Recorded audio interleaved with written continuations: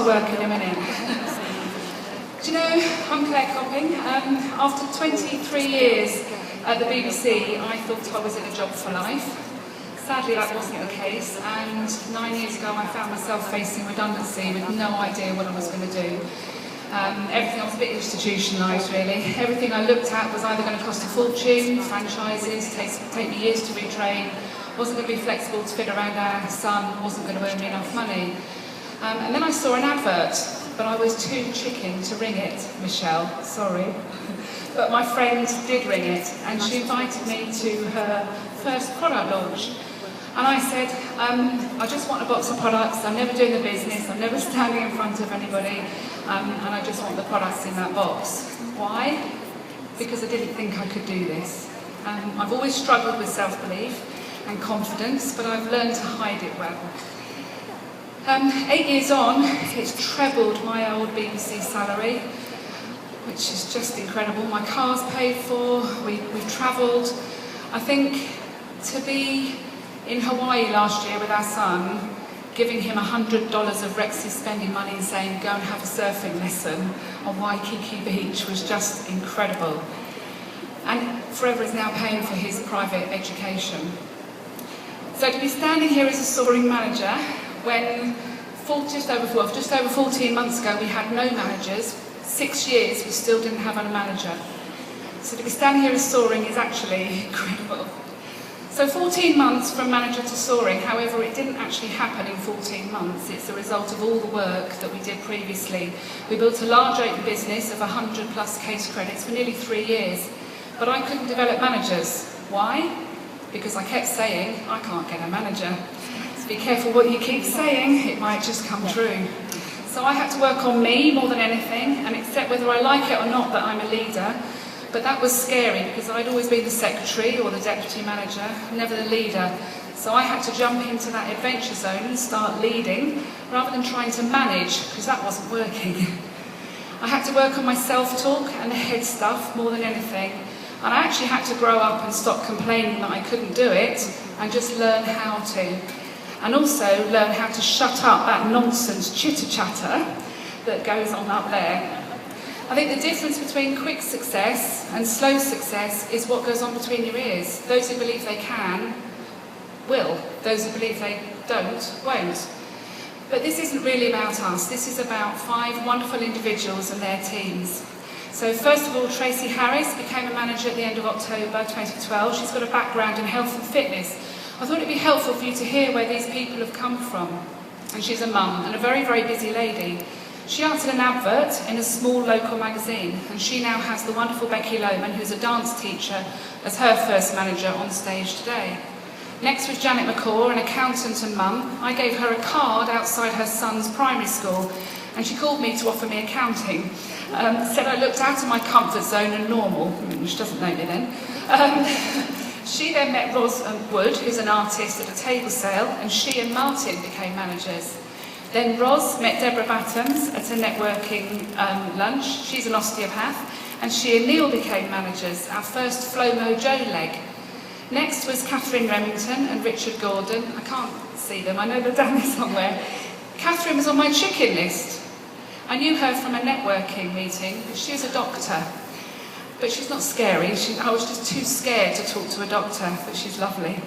And she's had her first manager on stage today, Vicky Shavrin, who's a background in the beauty industry on cruise ships. Then came Kerry Knight, who I met via a Facebook business group. She's a beauty therapist, and we got chatting about something completely unrelated, and she became our 4th manager. Then, last but not least, Kike Io-Rio, who I met in Eastbourne Station last September while she was over from Nigeria to see her son. She went back to Nigeria and started work on her business, and she achieved manager on New Year's Day and has already developed her first frontline manager in Nigeria. So now we actually have 10 managers, 5 frontline. But I think it's really important to recognise they've all come from really different backgrounds, some warm, some cold, and that they took anywhere from 2 months to 4.5 years to get to manager. But that is irrelevant. It's about their journey and their pace because it's their business. So get your head right, work on that more than anything, because if you think you can, you can. but if you think you can't, guess what, you're right, and you won't. And then follow that simple system that you've heard, that we all coach. It works. Please don't think you know better than 35 years of success. It's only going to slow you down. Then, look at the last page of the business presentation. You know the page where it says, will it work for me? Because it's the bit that says, put some time and effort in, be self-motivated, be coachable, and learn from others. You've had the most amazing training from the top 9 distributors in the UK, and you're about to hear from the number 1. So please always be making loads of notes. And set yourself big goals, because it's all of those things that make the difference. So ask yourself that question every single week, because that slide doesn't just apply to the guests. It applies to all of us. And sometimes it's really hard to look in the mirror and realise that actually it's talking to us. But more than anything, you've got to enjoy the journey. This is not a race. This is the most incredible business, the most incredible company, and your life is going to look very, very different very soon. You can do it, you've just got to believe it. But I'm going to hand over to Paul in a minute to just do some thank yous, but I actually want to thank Paul, because he's the unsung hero. The team absolutely love him. He's made a huge difference to them. But he's also made a huge difference to me. He's been my absolute rock and mentor and always believed in me. So thank you.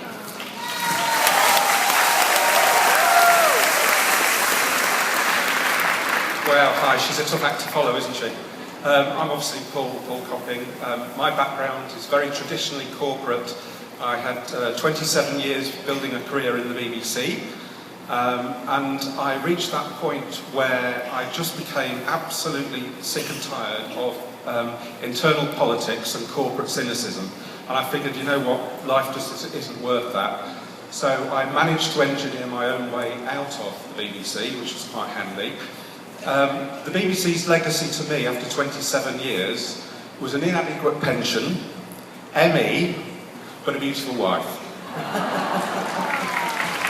Now, Claire had already found Forever by that stage, and I'll be absolutely honest, I was completely and utterly disinterested. Not because I thought there was anything wrong with Forever, but actually I had a whole list of things that I wanted to do in my life that I put off and was waiting until I got out of corporate life.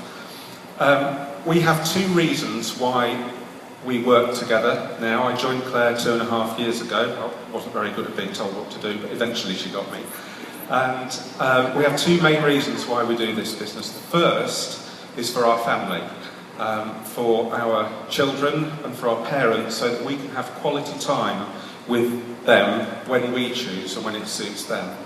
But the second reason is actually for our extended family.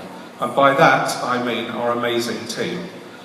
They feel absolutely like a family to us, and we're so committed to their future success. In fact, it's one of the core principles by which we have built a team and developed some leaders. In fact, the main principle by which we build our business is building a very strong community first, so that people feel and know that they belong somewhere and that they are safe.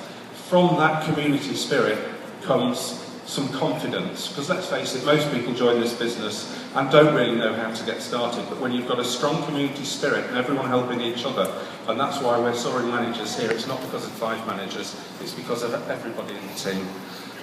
It then builds people's confidence, and from that comes their competence and the skills develop, and everyone helps each other. So I want to thank everyone in the team for the reasons that we stand here.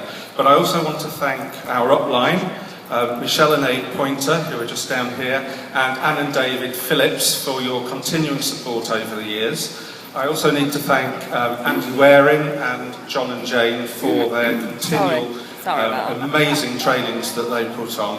If I can give you one piece of advice, it is get to every training that you possibly can and learn how to promote your training, the trainings amongst your team. Let those trainings do the work. These guys are absolute experts and professionals, so get your team to them whenever you can. Finally, I'd like to thank all of our forever friends that we've made over the last, 8 years really. You all know who you are, there's too many to mention, but you know who you are because you know what we stand for, and that is a commitment to our team, a commitment to personal development, and a respect, I think, for the core values that underpin this amazing company. Thank you.